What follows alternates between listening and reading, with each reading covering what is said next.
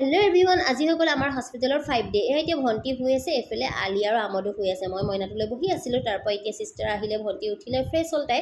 তাৰপিছত মইনাটো লৈ গ'ল চিষ্টাৰ বেবী ৰুমলৈ। তাৰপৰা এতিয়া আহিলে আলহী, আৰু আলহী অনা গিফ্ট আমাৰ আলিয়ে খোলাত ব্যস্ত। আৰু কোনোবাই গিফ্ট আনিছিলে, সেয়াও আলিয়ে খুলি আছে।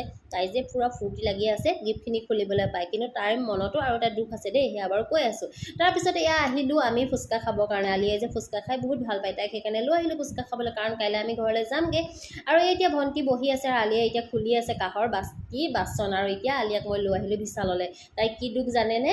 তাই মানে একো গিফ্ট পোৱা নাই, সদায় যে ভায়েকে গিফ্ট পাই আছে এইকেইদিন, আৰু সেইটো কাৰণে তাইক মই কিবা এটা কিনি দিবলৈ আহিলোঁ। তাৰ বিশালৰ পৰা কিনি মেলি আহি এতিয়া স্মাৰ্ট বজাৰত সোমালোঁ, তাতে এটা কিনিলোঁ ছোৱালীজনীলৈ স্কুল বেগ।